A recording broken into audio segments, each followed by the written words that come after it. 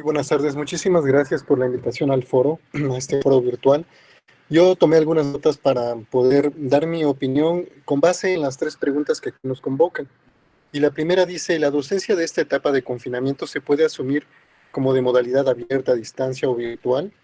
En mi opinión, no se puede asumir como parte de una modalidad educativa, porque en general la docencia durante la contingencia, me parece, se ha constituido de reacciones muy bien intencionadas, muchas muy creativas, otras incluso heroicas, pero me parece que son reacciones que no están articuladas a planes de continuidad académica, institucionalizados. Esta situación, pues, deja en claro que sin criterios institucionales sobre cómo desarrollar la docencia en situaciones de contingencia, sin la garantía de recursos técnicos, procedimentales, normativos, entre otros tantos, la docencia durante situaciones de contingencia se basará en el compromiso y la destreza del cuerpo docente, pero los resultados serán muy limitados. Esta limitación no la provocan las y los docentes, por supuesto, sino el hecho de que el proceso de migración obligada de la docencia presencial a la docencia virtual o a distancia, como quieran llamarle, es muy complejo. Es muy complejo y se realiza mejor con la intermediación de las instituciones educativas. Pero si esta migración estuviera anticipada, regulada en un plan de continuidad académica, si contáramos con los recursos de todo tipo, como el tiempo, las aplicaciones digitales, el estrés, todo esto sería mejor administrado. Cuando no existen planes de continuidad académica, solo nos queda confiar en que la docencia por vías remotas, con recursos digitales, eso que desde el 2004 hemos titulado como entorno virtual de aprendizaje, funcionará porque las y los docentes pondrán todo su empeño, o incluso porque los alumnos serán alumnos muy pacientes. Habrá quien diga, como ya se ha mencionado en este foro virtual, que se puede aprovechar esta coyuntura precisamente para volvernos más diestros en el diseño de nuestros entornos virtuales de aprendizaje. Lo que pasa es que nos tomó 16 años entender que el entorno virtual de aprendizaje, por sí mismo, solo amplía las probabilidades de acceder a recursos digitales y compartirlos. Pero algunos aspectos que realmente consolidan el aprendizaje, como es el pensamiento lógico, la constancia, la correcta gestión de la información, el trabajo colaborativo, la responsabilidad, el uso inteligente del tiempo, siguen siendo habilidades y valores que se aprenden mejor con criterios institucionales.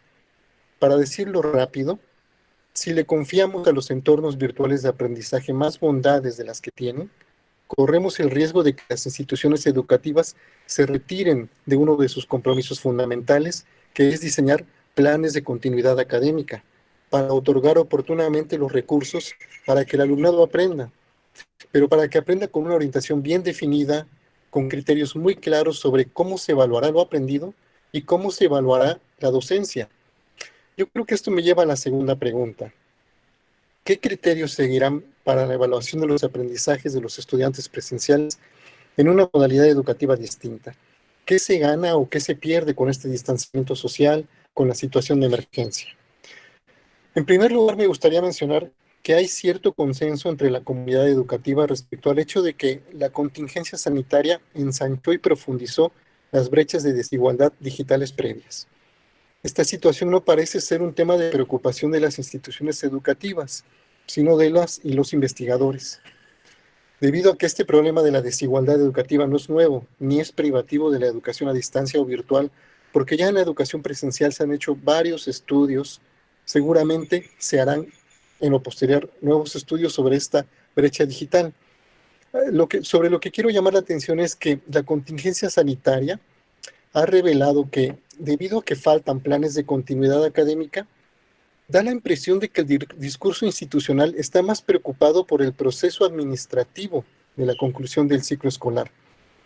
En otras palabras, da la impresión de que están más preocupados por poner las calificaciones finales oportunamente, que por los criterios para evaluar el aprendizaje, y no hay una mención digna sobre cómo evaluar la docencia en esta contingencia sanitaria. Respecto a reducir el ensanchamiento y la profundización de las brechas digitales, parece que las y los docentes podemos hacer muy poco, pues es un problema que involucra el diseño de políticas públicas, modelos económicos, orientaciones políticas. Sin embargo, sobre la responsabilidad que tienen las instituciones para diseñar planes de continuidad académica, sí podemos hacer mucho. Yo creo que en principio podemos señalar que el diseño de planes de continuidad académica no ha sido un tema de interés para las autoridades educativas, aun cuando en nuestro país existen varios motivos que obligan continuamente a suspender las clases regulares. Por ejemplo, problemas de infraestructura educativa, contingencias ambientales como la baja calidad del aire, desastres naturales, huelgas, paros laborales, episodios de violencia pública o episodios de violencia del crimen organizado.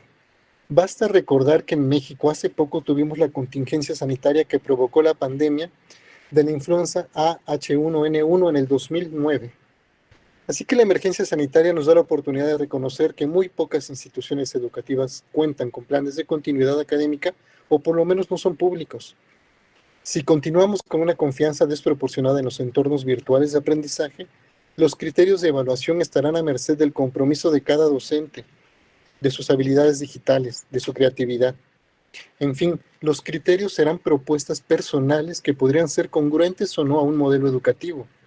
Sobre la necesidad de que las instituciones diseñen modelos educativos que puedan alojar en el interior un plan de continuidad académica, me voy a referir con la ayuda de la tercera y última pregunta. ¿De qué manera el acceso abierto a recursos audiovisuales, cursos en líneas, seminarios, herramientas informáticas de uso libre pueden servir para dinamizar la docencia en este periodo? El acceso abierto sí hace más conveniente y atractivo el proceso de entrega de información. Ciertamente es deseable contar con recursos digitales abiertos, no solo en la contingencia sanitaria, sino también para la educación que se realiza en situaciones de cierta estabilidad. Pero acceder a esos recursos digitales no es suficiente si no se formulan los modelos educativos y se define qué es la docencia y cómo debería desarrollarse cuando hacemos uso de la tecnología digital.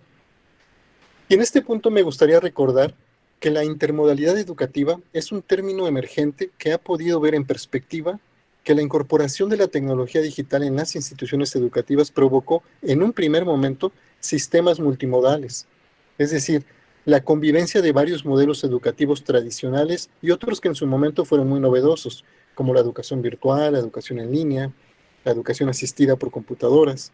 Pero actualmente nos encontramos en una segunda fase, donde no se trata solamente de que estos modelos convivan entre sí, sino que se relacionen de la mejor manera para poder otorgar a la comunidad educativa lo mejor de cada modelo.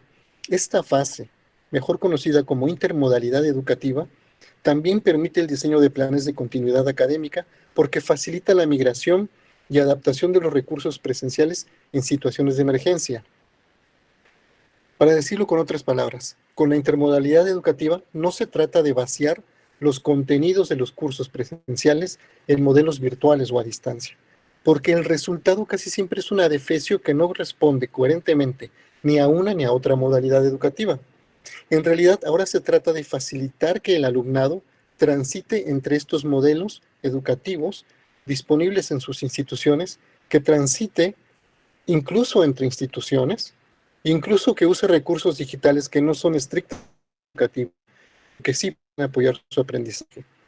Pero que quede claro que esa versatilidad, que ese tránsito a conveniencia entre modalidades educativas todavía requiere criterios y recursos institucionales. Y voy a terminar diciendo que es momento de diseñar planes de continuidad académica en nuestras instituciones, que eso supone la reformulación de los modelos educativos, tomando en cuenta que no se trata de que en las instituciones convivan varios modelos, sino que se interconecten entre sí los que ya existen. Así podríamos anticipar contingencias de otro tipo que en el futuro se presentarán, que invariablemente se presentarán.